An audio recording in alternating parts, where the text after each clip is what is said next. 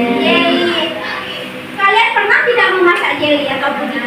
Pernah. Itu kan memasaknya di kompor dari bentuknya cair terlebih dahulu, dimasak, kemudian ditaruh ke kulkas akan membeku atau padat. Ini merupakan bentuk perubahan wujud benda dari padat ke dari cair ke padat. Tadi ekstrim dari padat ke cair. Kemudian ada yang ketiga, gambar apa? Es batu. Pernah nggak kalian buat es batu? Perubahannya seperti apa? Dari cair ke padat karena dimasukkan ke dalam kulkas. Nah, kalau kita taruh di ruangan, dia akan berubah apa? Air. Ya, air dia akan menjadi kembali.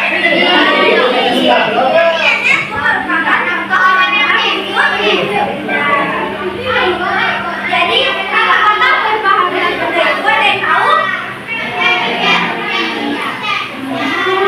Ada yang tahu? Perubahan wujud benda adalah salah satu bentuk terjadinya segala perubahan pada suatu benda menjadi berbeda wujud dari sebelumnya, baik dari ukurannya, bentuknya, warnanya, aromanya, atau baunya itu akan berubah-ubah. Itu pengertian dari perubahan wujud benda.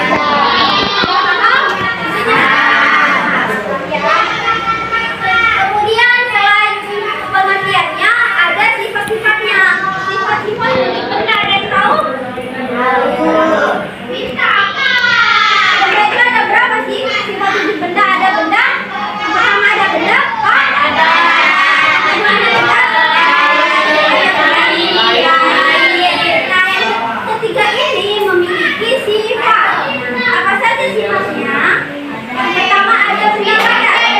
Benda padat itu dapat dipindahkan dan dipegang tanpa mengubah bentuk aslinya. Padat keras.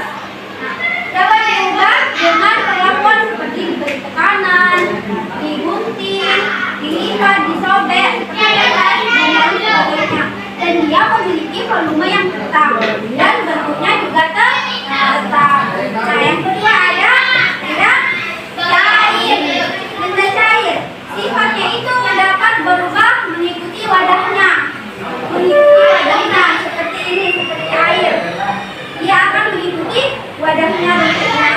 Terus sifatnya itu lagi mengalir dari tempat lebih tinggi ke tempat yang lebih rendah. Kemudian merambat melalui serat-serat dan dia memiliki volume yang